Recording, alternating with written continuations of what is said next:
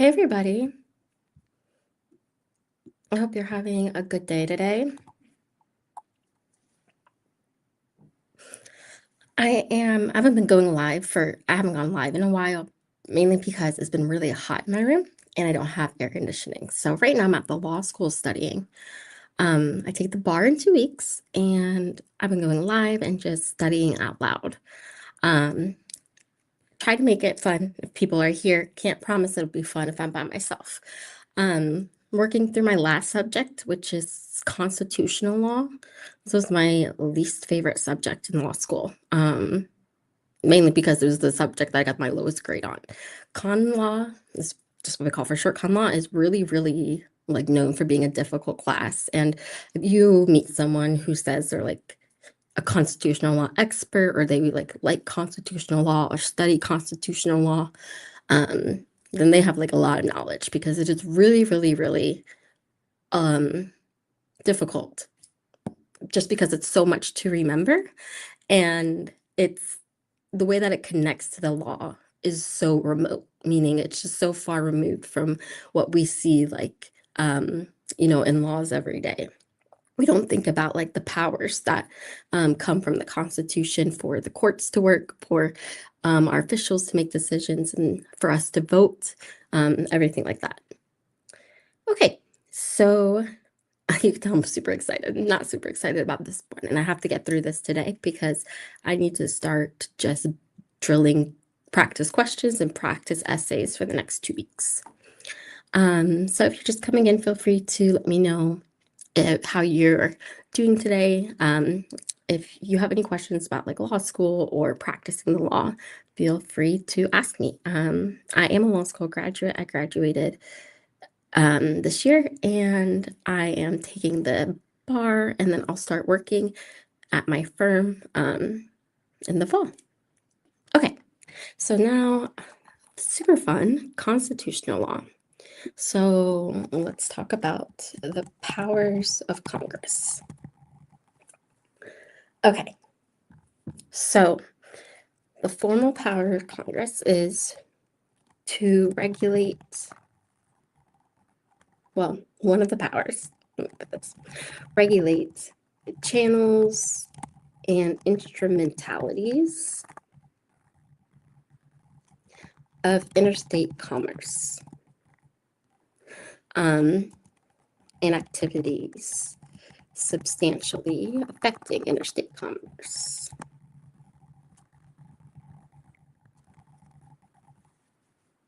Okay, so what does that mean? What are channels and instrumentalities of interstate commerce and what activities substantially affect interstate commerce? Um, there needs to be a rational basis. Must be a rational basis for concluding the total incidence substantially affects interstate commerce. Okay, so one of the powers of Congress is to regulate activities, channels, and instrumentalities of interstate commerce. And that makes sense because um, who's going to coordinate when like money and things are transferred between state lines? It'd be the federal government. Okay. And how do you decide if it's affecting interstate commerce? There must be a rational basis for concluding the total incidence, which is just like a really difficult way of saying it. There must be like a rational reason that to say that like that event would affect interstate commerce, and it doesn't have to be an economic effect. Okay.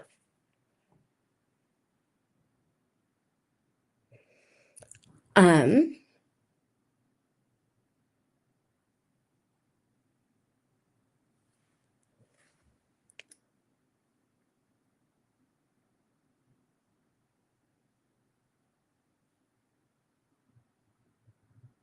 okay. Now, they have a limited power for non-economic effects on interstate commerce.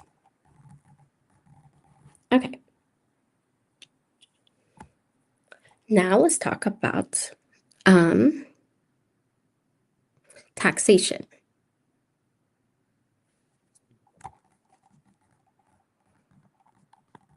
So Congress has the power to impose taxes that have a reasonable relationship to revenue production for the country. Well, for any public purpose. Okay. So Congress can regulate. And when we talk about regulate, we just mean set rules. So yeah, that's all it is, set the rules for things like, how the FDA works or the DEA works, or sorry, not the DEA, but I'm running I'm running out of agencies, but just how different agencies work. Okay. And then they can impose taxes if they're reasonably related to revenue production for any public purpose. And Congress can spend for the general welfare.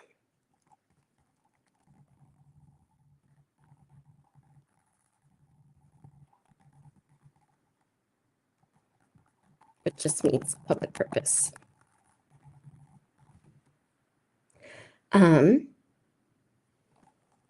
But Congress cannot make constitutional conditions. So they can't have any, if they're going to spend money, there can't be any requirements for like how that money is spent that are unconstitutional. Or like they're offering money to someone, but making it conditional on the fact that like they have to do something that's unconstitutional. They also cannot enforce ambiguous conditions or irrelevant conditions.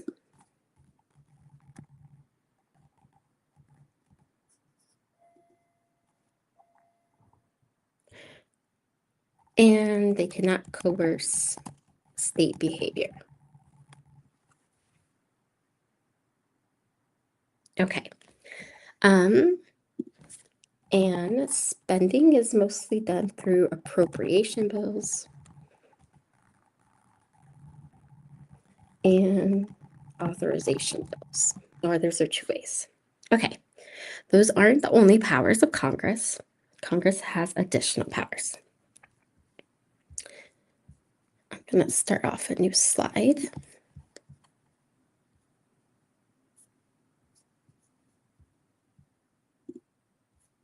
Okay.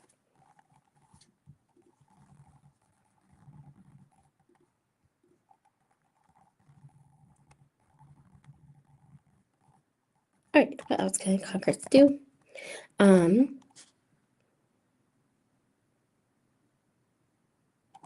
They can dispose of federal property, or let's just say they have powers over property that the federal government owns. So no limit to disposing or selling property.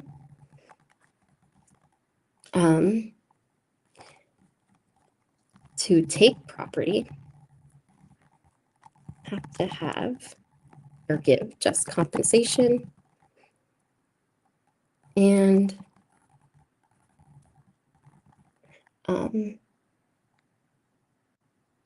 let's just say like carry out an enumerated power. So if Congress is going to decide to take land, they need to provide the person they're taking it with just compensation, and they can't just like take land just for any reason. It has to be related to carrying out one of their enumerated powers. powers, and an enumerated power is one of the explicit powers that are set out in the Constitution. Congress also has power over non-citizens and citizenship.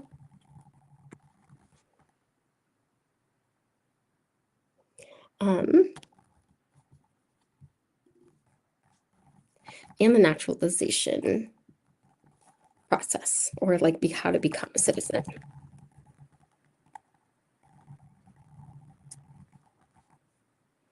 Okay, now the necessary and proper clause. One of my least favorite things about common law is that there's so many different like names for the clauses. So necessary and proper clause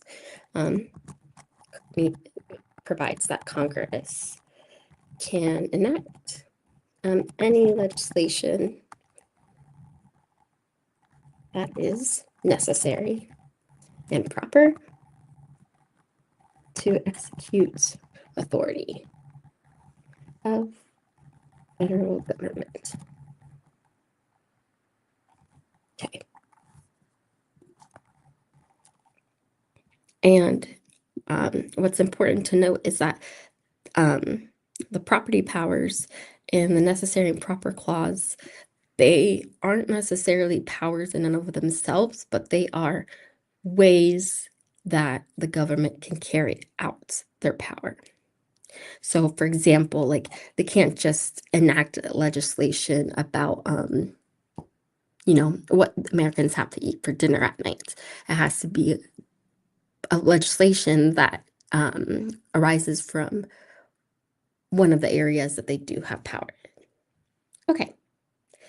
And finally, power to enforce the Civil War amendments. So I'm just going to put the Civil War amendments. And those are the 13th, 14th, and 15th amendments. Okay.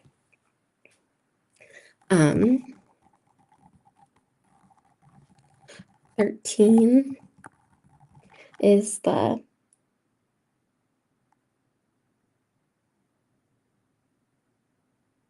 ban on slavery. Gives power to Congress to pass legislation to eliminate racial discrimination. Okay, maybe I'll do bullets here. 14th Amendment, equal protection and due process.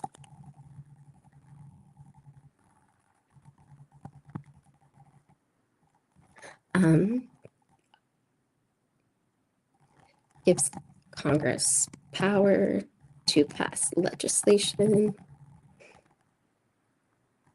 to only enforce equal protection and due process. I said only enforce because they can't create or expand the process of, or like how equal protection is applied. And then the 15th Amendment is the voting.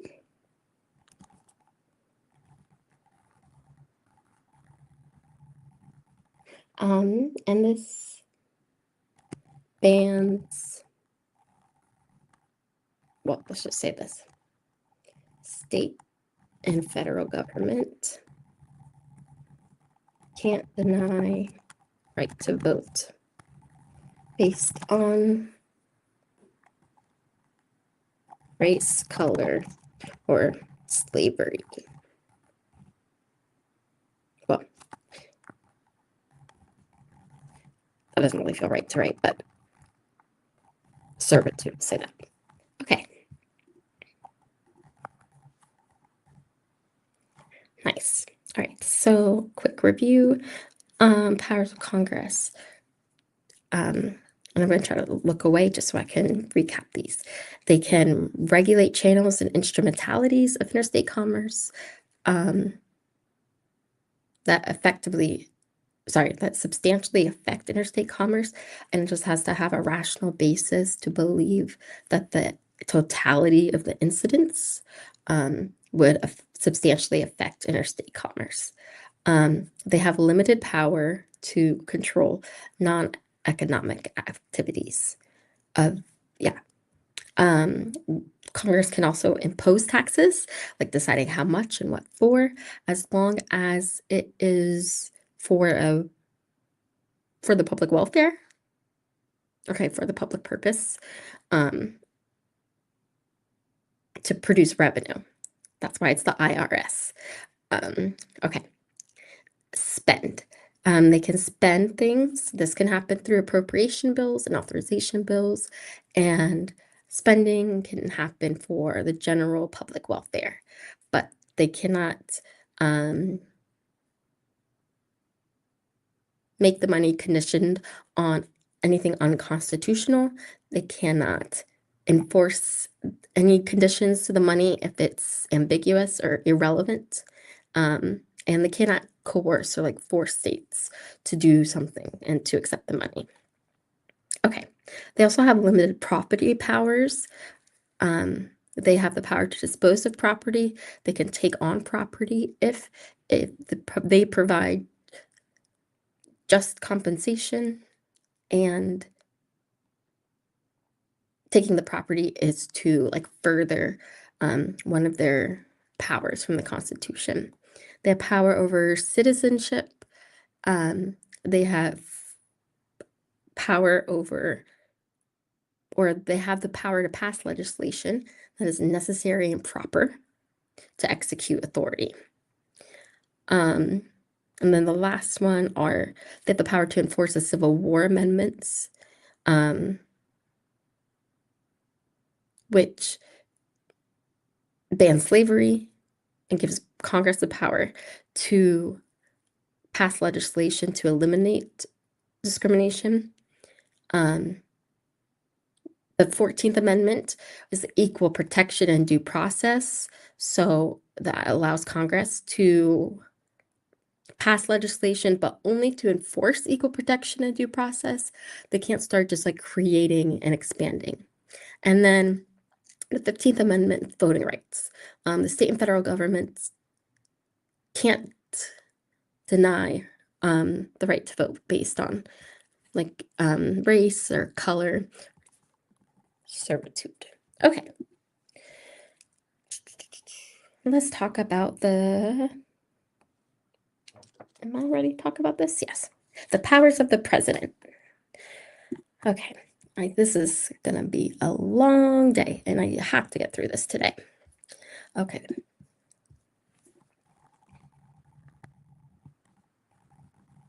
All right. So let's talk about the powers of the president that come from the Constitution.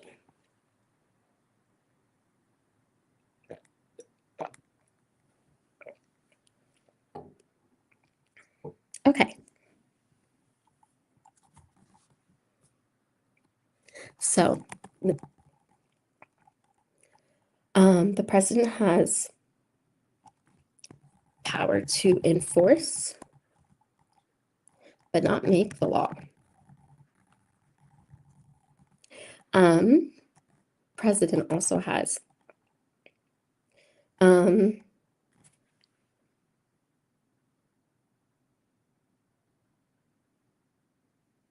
okay, sorry, I'm going through these a little junkily. Let me just do it this way. All right, so the first power we'll talk about is the pardon power. Oh my goodness. President has the power to grant pardons at any time after conviction.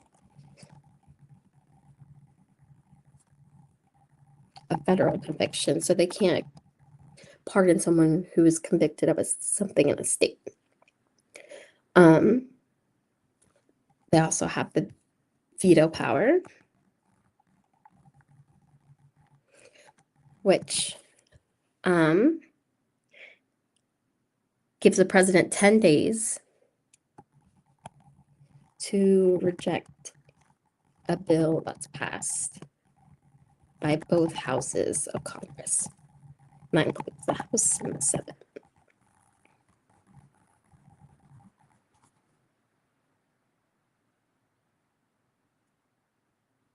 Okay. So, well, I'll leave it there.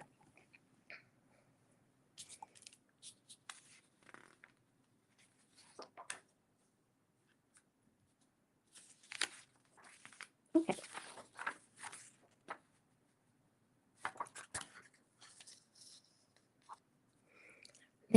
The president can also appoint and remove officers.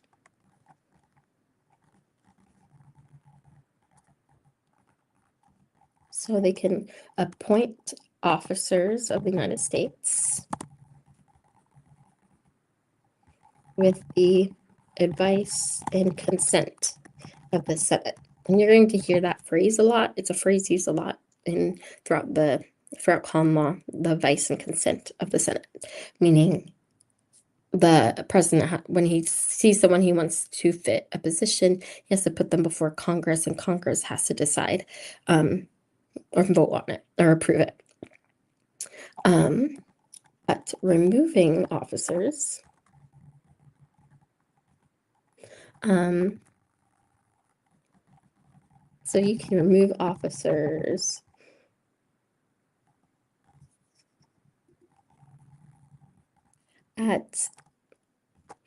without cause and without approval. So for an officer to be appointed, the president has to have Congress's approval, the Senate's approval. If he wants to remove someone, he can do that without approval. Okay.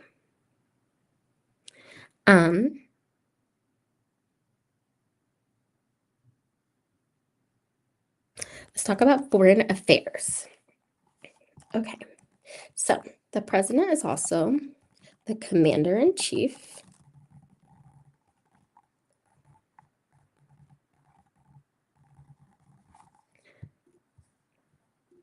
Okay. So only Congress can declare war. But the president can take military action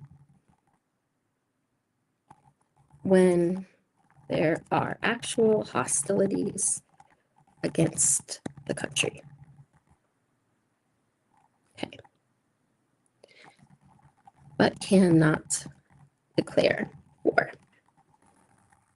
Okay. And lastly, well, not lastly, but he also has the power to, they have the power to enter into executive agreements between our country and other countries. Got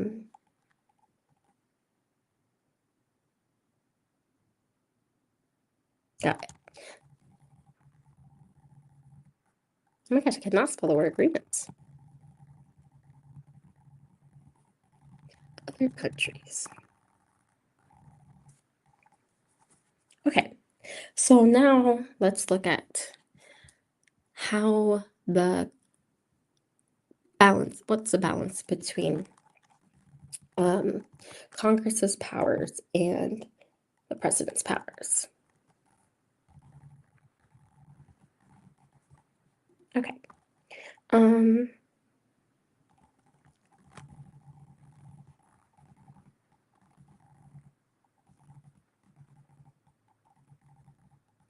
All right, so this is technically called like the limits or like the ways that Congress can limit the president's power. They can impeach them.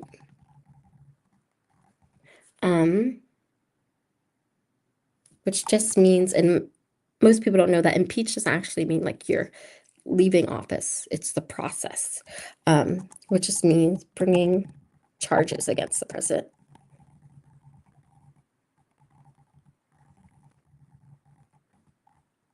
And the House of Representatives can do this.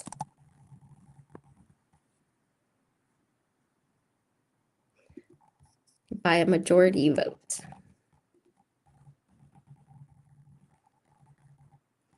Okay, then the Senate tries the president, so we'll just say like holds hearing, and may convict with 2/3 votes.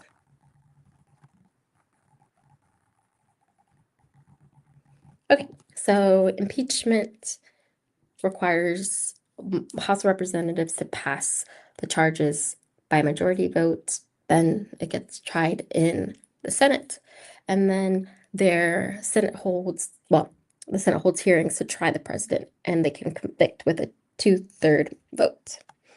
Okay. Got it. Let's look at how they can control how the president spends money. If Congress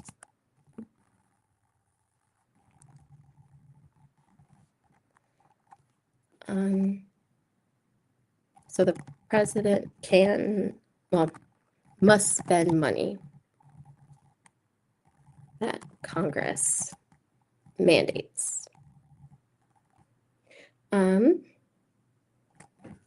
If there is no mandate or like no requirement or command, president has discretion to spend that as he wants.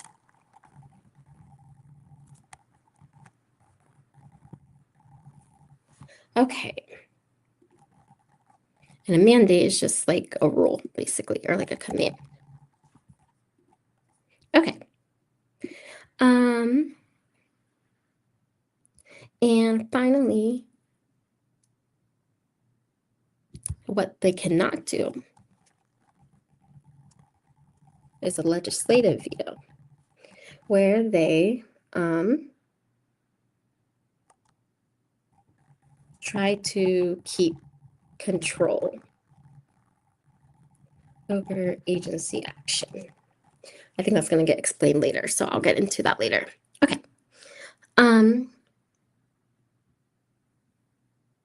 Constitutional law is so boring. Okay. Well, let's talk about what are we talking about next? Who has immunity for what in the federal government? Okay.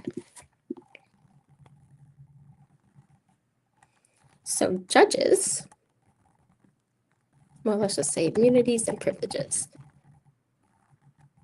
Okay. So judges have absolute immunity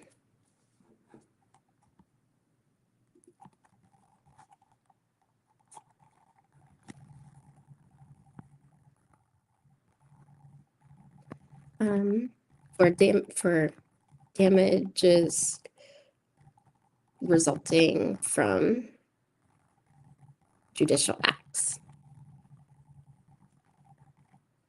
but not non-judicial acts. Okay. Congress people have absolute immunity for civil and criminal. So look, at judges only have the absolute immunity for civil.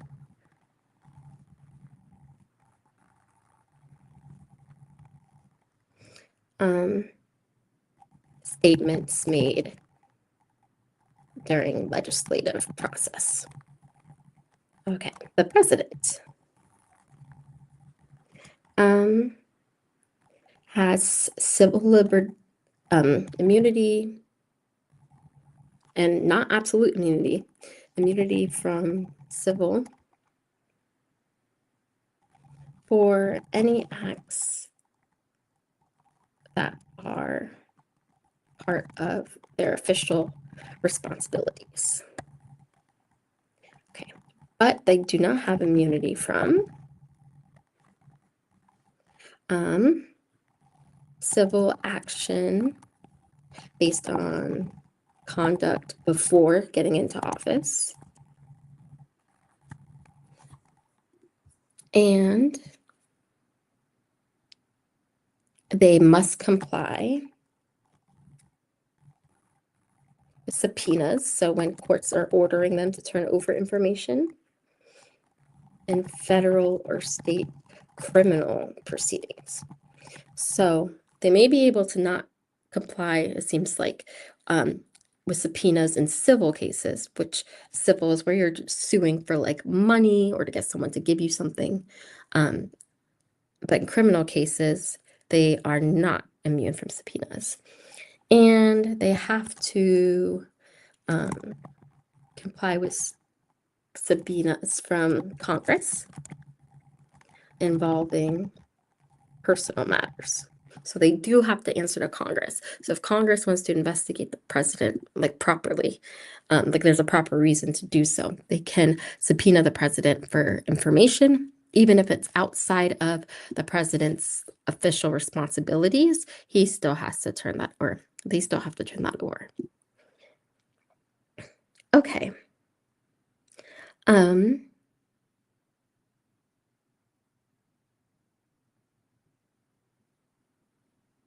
Yeah. Okay. Next. Well, I think we're gonna get, sorry, I'm talking and stopping in the same, starting to talk and stop talking because I'm thinking through how I'm gonna organize this. All right, let's go to talk about states and taxation.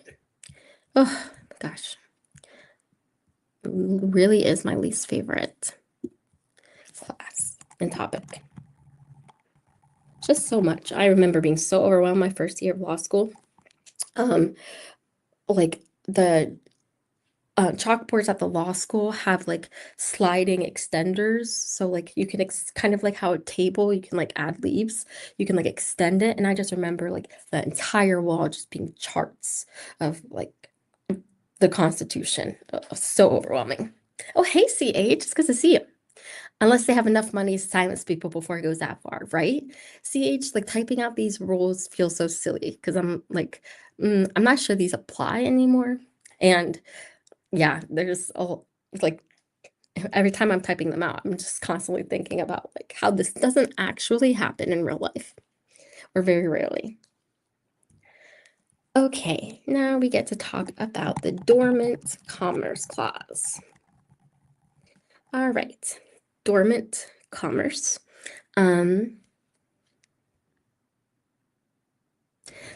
So sorry, I'm reading. Let me just do this. Controls how states can govern interstate commerce. Okay. Okay, let me put it different. Sorry, I'm thinking. Okay, so if Congress has passed law, states cannot like change or try to govern that activity of interstate commerce themselves. So basically, it's saying if states can't regulate over areas that Congress has already passed laws about, because Congress is always, well, here, and this clause gives Congress the power over the states to do this. Okay. How, but states can regulate. My gosh. Interstate commerce, as long as it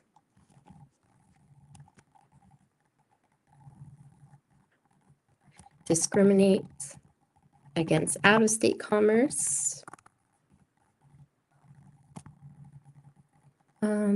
unduly burden interstate commerce,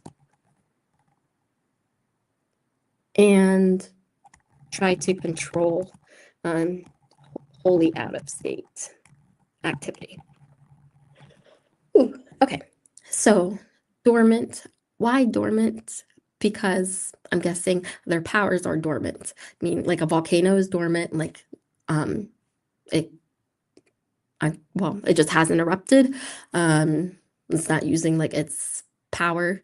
The same thing with states. It makes some of the states' powers dormant.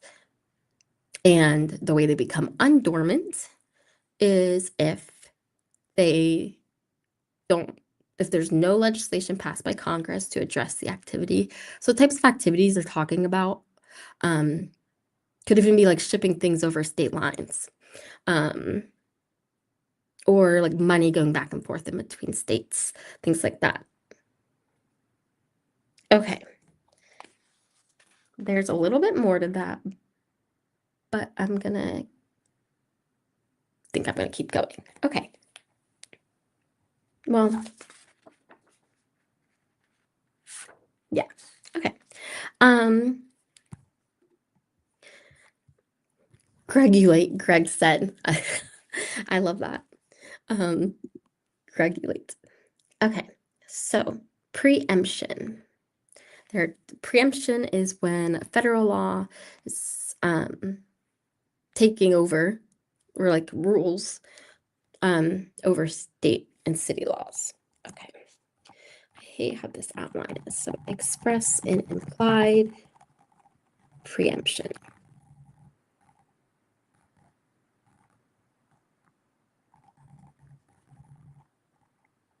Okay, so express is when the Constitution says only feds have the power, or Congress has passed laws banning states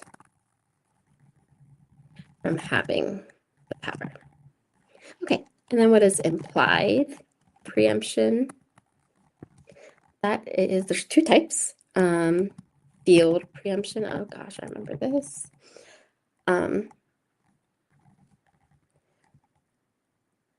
Congress has regulated enough that they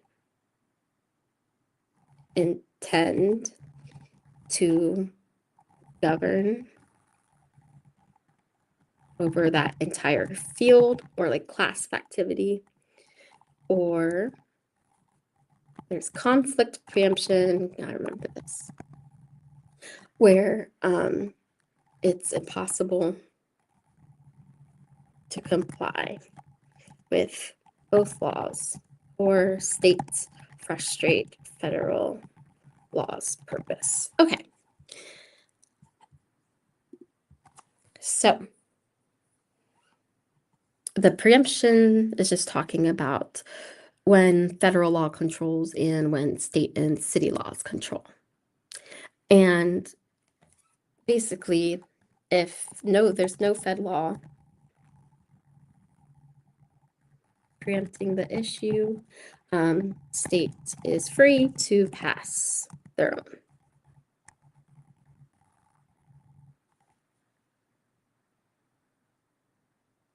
Okay, and the important thing to remember too is any laws that states pass, they still have to meet the US Constitution bar. So they can, and many states do, give you more protection than the Constitution does, but they can never give less protection than the Constitution does. In theory. I'm not so sure that's always how it goes. Okay. Let's talk about the full faith. Well, let's talk about how states. Well, sorry, I'm stopping. Okay, let me just put this. States. So we have the full faith and credit clause, which is just saying that states have to treat decisions out of other states with like as if they were their own. They have to respect that state's decision. So out of state judgments must be enforced if the judgment, well, let's just do this, if it's from the right jurisdiction, it was on the merits, meaning like they did a full trial, or yeah, a full trial, they fully litigated the issue, and the judgment was final. So there can't be any like there can't be it can't you can't sorry, I'm thinking a little bit. The don't have to enforce judgments that happen within. Um I'm talking carefully because I think, well, yes, it has to be a fully final, meaning the case is completely like resolved. So if it's like a evidence, I don't know, or like a preliminary injunction, um, those might be harder for another state to enforce. Okay. Um,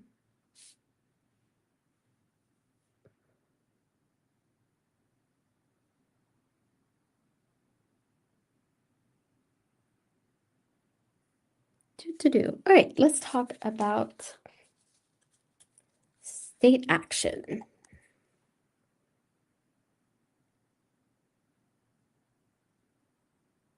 Okay. Sorry, guys. I'm reading a lot. All right. Um,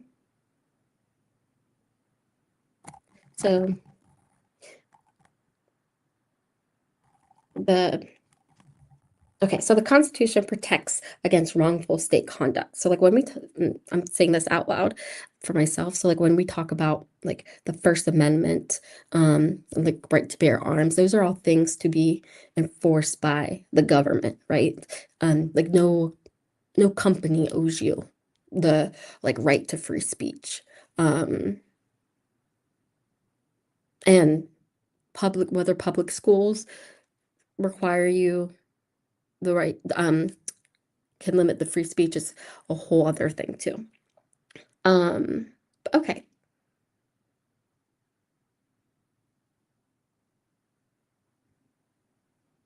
So something is considered state action are acts by private person carrying out a traditional government purpose or function, um, or has sufficient contacts with the government. So a lot of times, like you could hear about like government contractors, um, like there could be conversation about whether those are considered like um, state actors, meaning like can a contractor, the government like limit your free speech? Are they really part of the government or not? Um, and that can be established through sufficient contacts or being pervasively intertwined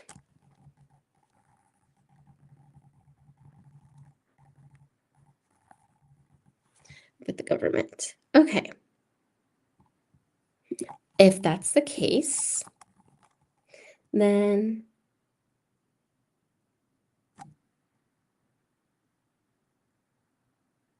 well, I think I'll just leave it there. Okay.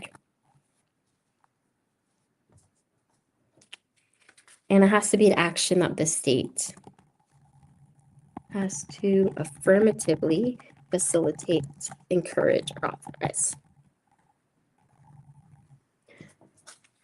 Okie dokie. All right, let's go to your right to privacy.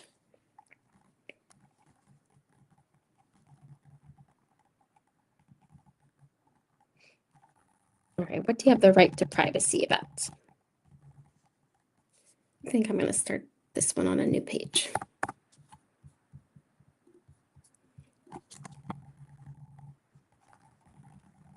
Oh my gosh, my typing is all over the place today. Okay, right to privacy. So you have right to privacy for marriage, contraception, sexual behavior, parents or like parents and children, um, families living together,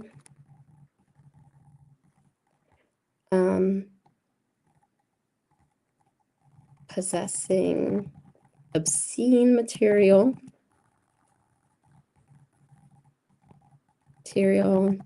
you can refuse medical treatment, and avoid disclosure of medical information. Right. And unfortunately, I have to write non-abortion. Okay. That hurt a little bit to write. Okay. Oh, hi, CH. Can a state interpret the Constitution as set state laws based on, yes, based on their interpretation? Let me put CH's question up. Say the Second Amendment was deemed to refer to bow and arrow as the right to bear arms. Could they ban firearms? That's a good question. So, because, oh, I see what you're saying. They could try. 100% they could try. And that's when laws will go to federal court and they try to litigate like whether they're constitutional or not. So like, yeah. So 100% they can try, and that's exactly what states are always trying to do. But yeah, if they wanted to, they could 100% try. Now, the federal courts probably would just knock that down and just be like, no, it means guns. But they could try to say it only means this.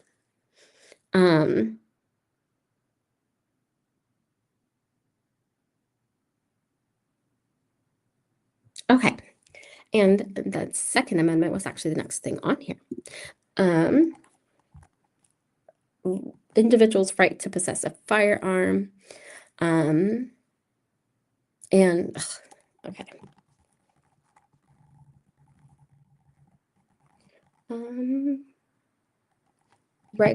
Can only regulate if there is a historical tradition of such regulation. That's why I hate constant law, because it means nothing.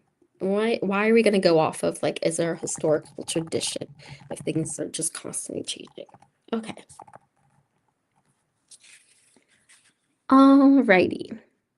My other least favorite part of this is the way we look at equal protection. Okay, so the 14th Amendment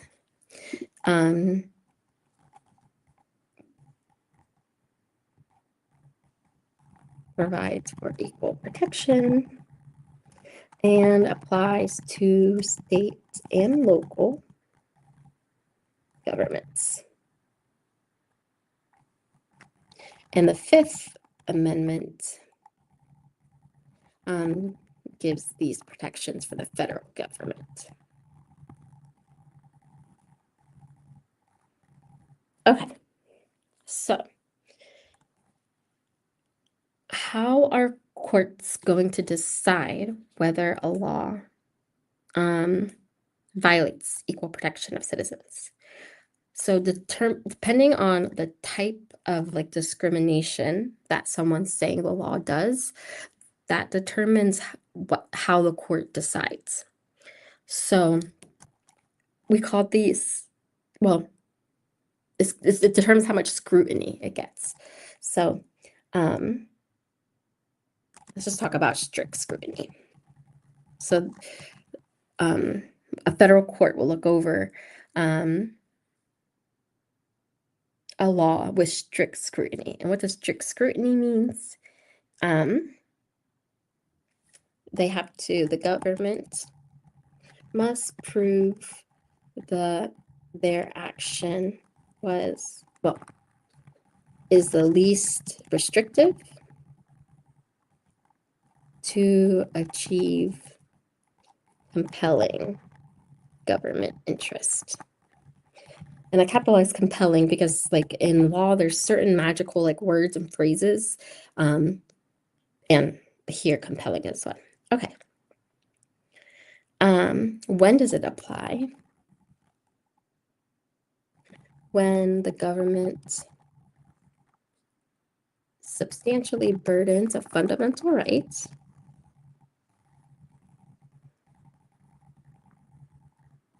or intentionally discriminates against a suspect class. a suspect class is like a group of people who are like the same race or like the same sexual orientation or same gender. Okay, so when it substantially burdens or intentionally discriminates, it has to undergo strict scrutiny. Okay, it has to be compelling government interest. Got it. Intermediate scrutiny.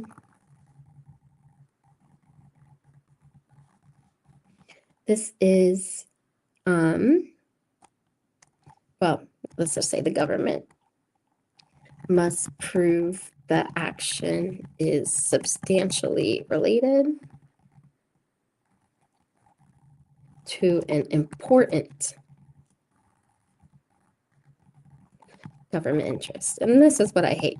Like you can see that the difference between strict scrutiny, well, yeah, one of the differences between strict scrutiny and intermediate scrutiny, strict scrutiny has to be a compelling government interest.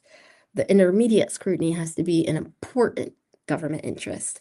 And like if you want your law to get less scrutiny, you're obviously going to try to make it important and not compelling. Very difficult. Okay. And this happens when the government intentionally discriminates against a quasi-suspect class. And we'll talk about, I'm sure, what that means. Okay.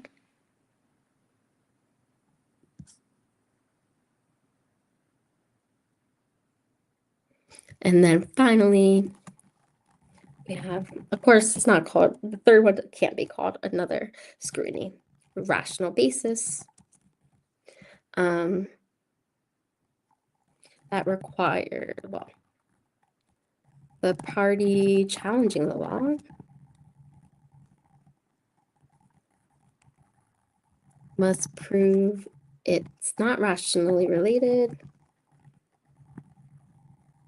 to a legitimate government purpose or interest.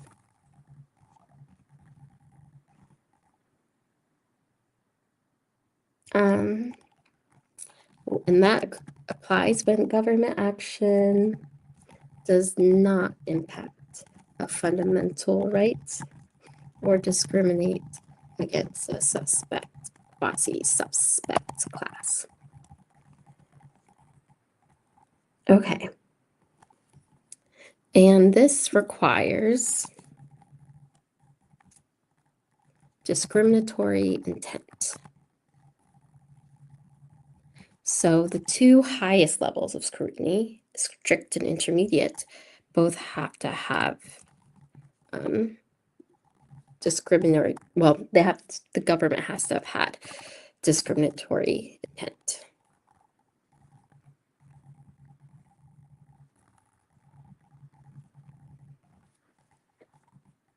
All right, got it. So strict scrutiny is, I already forgot almost. Strict scrutiny is when the government, it's when the government is burdening a fundamental right or discriminating against a suspect class, and the government has to prove that it's the least restrictive to achieve a compelling government interest. The intermediate scrutiny has to be against a suspect or a quasi-suspect, and the government has to prove that it's not compelling, but it has to be an important government interest. And the lowest bar is rational basis review, and that's when it's not related to a fundamental right and it doesn't discriminate against a suspect class.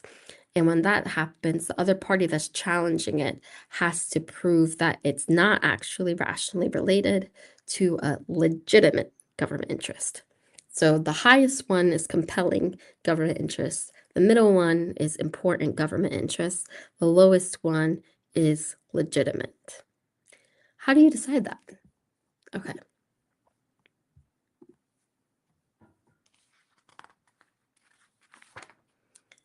Now let's talk about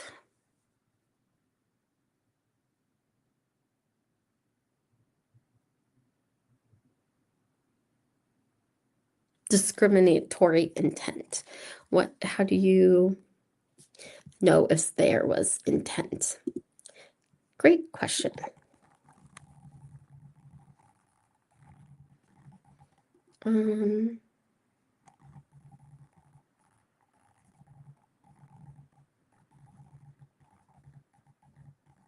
Okay, so something can be facially discriminatory. Oh my gosh.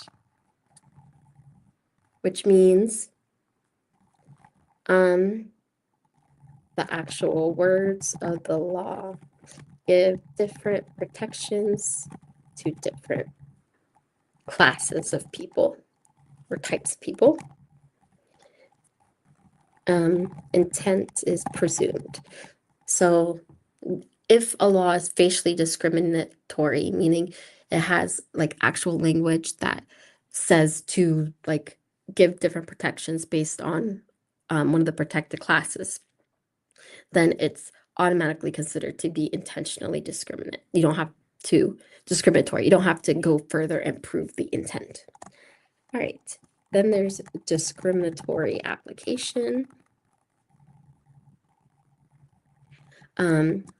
where the law appears to be neutral. So there's no words that are actually stand out saying to apply it differently, but it's consistently being applied differently. Okay. So it's facially neutral, but applied differently to different classes of people. Okay. You have to prove. Well, no, that's not true. Let me just say this shows purposeful discrimination.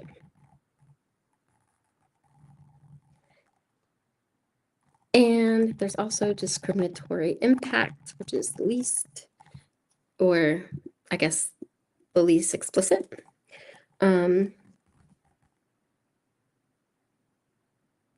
It's facially neutral, but it disproportionately impacts a particular class of people.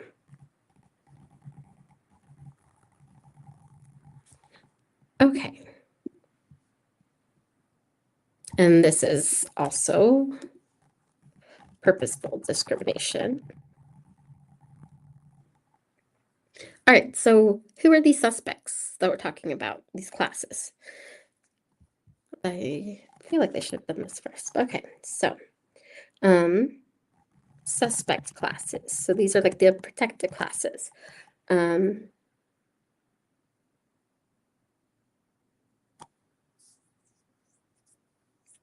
Race, well, certain races and national origin.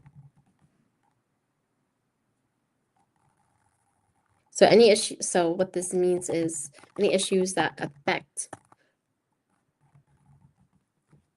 classes of like groups of people of a specific race or specific ethnicity, or of the same national origin. That is a suspect class. Okay. For some reason, my outline's telling me that intentional segregation violates equal protection, but it has to be intentional. So I guess that's interesting. I mean, I suppose that happens unintentionally, possibly sometimes at schools where different like classes of people might segregate. That's interesting. Okay. An affirmative action now is subject to strict scrutiny. So any policies that like schools have about like race and ethnicity admissions will get the highest level of scrutiny, as we've seen. Okay.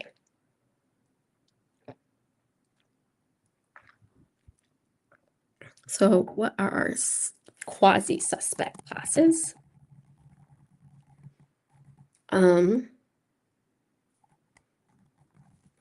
Gender and legitimacy, which is just like, I think, like marriage status. Which makes sense because like when you are like you even for housing, like you can't discriminate against someone if they don't have any kids or if they aren't married or if they do have kids with someone and they're not married. Um, those are suspect classes. So a lot of like one frequent like bar question I've seen is like advertising for single family homes. But let's say like it's actually a blended family, something like that, and they don't want to sell, they don't want to rent to them. You can't do that. Okay.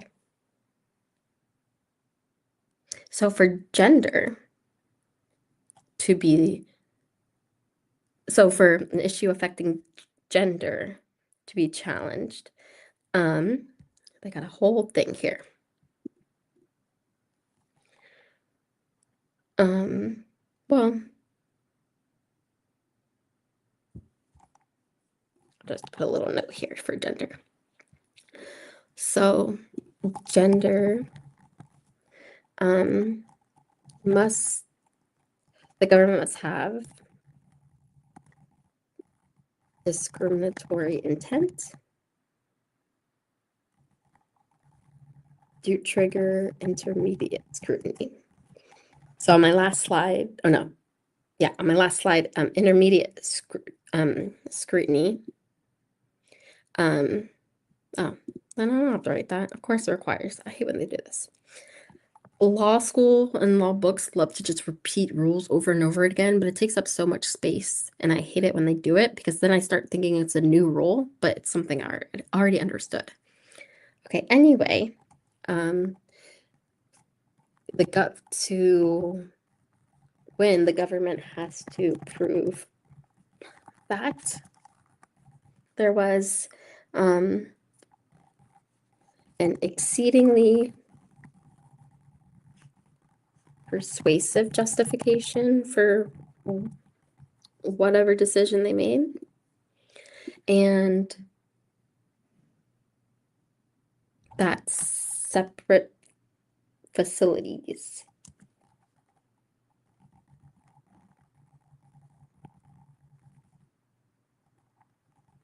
are substantially equivalent. Okay, I don't really know what that means. I guess the bathrooms have to be like just as nice for men as they do for women. Is it Seinfeld? Maybe it's Seinfeld that does a joke about going into a women's bathroom and how like spacious it is and how there's like a couch and stuff. I thought it was really funny. Single mothers, CH, that's a very, very, very good one. Yeah, that's a really good one. I'm sure that happens too. Okay, the facilities have to be substantially equivalent. I don't know why it says that, but okay.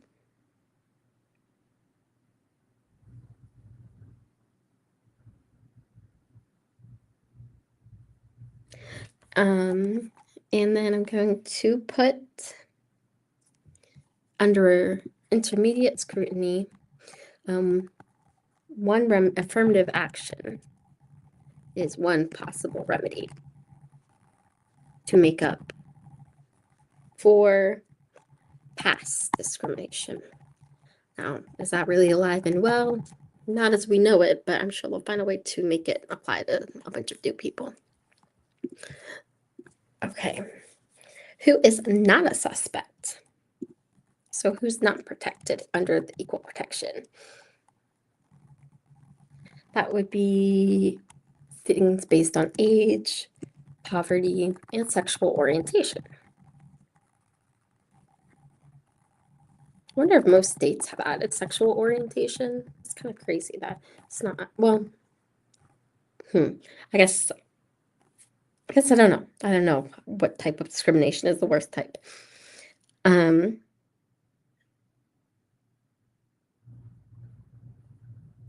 and I guess the Civil Rights Act says employers cannot discriminate based on gender or sexual orientation. And my outline is telling me that we don't know yet how sexual orientation is reviewed, if it gets the very strict scrutiny or the medium or the intermediate. Okay. Why is this the next page? Okay.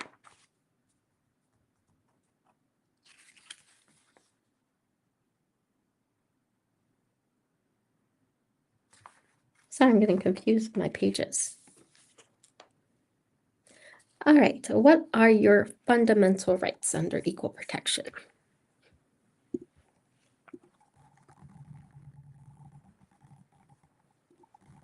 Fundamental rights. Okay.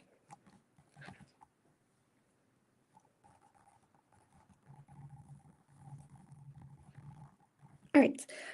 So a lot of rights that are in the due process clause overlap with the equal protection clause.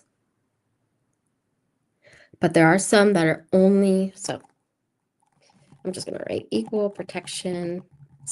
Don't mind my like capitalization and typos, just trying to get it down. Equal protection and due process clauses overlap.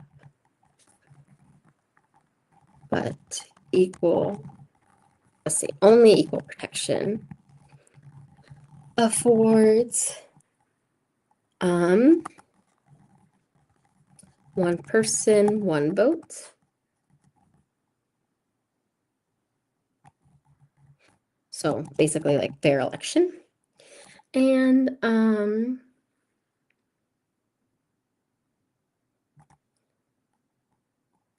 ban on gerrymandering. And gerrymandering,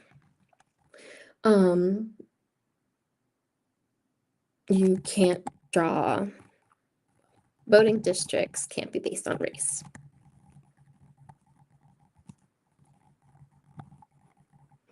Unless it can survive strict scrutiny, which means that highest level of scrutiny by the court.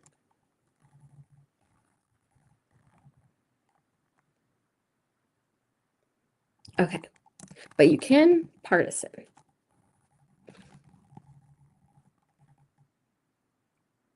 No, that's not true. Never mind. Okay.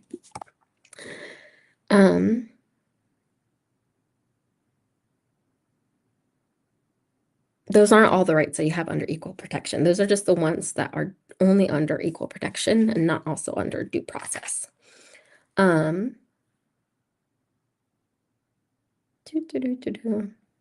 Okay, so when to use equal protection? Oh my gosh, does it say equal protection? Yes, that does say equal protection. Equal protection applies when right is denied to a group of people,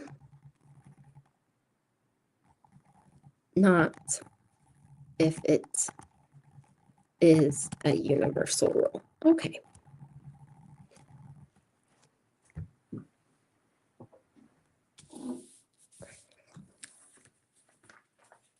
I feel like am I missing pages? Maybe I'm not missing pages.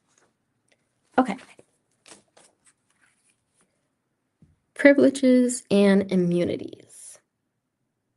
Actually, okay. I think I'm going to take a break. I'm trying to decide, what I want to eat for lunch. I need to figure out lunch, and then I'll probably be back on later and try to finish this up with con law.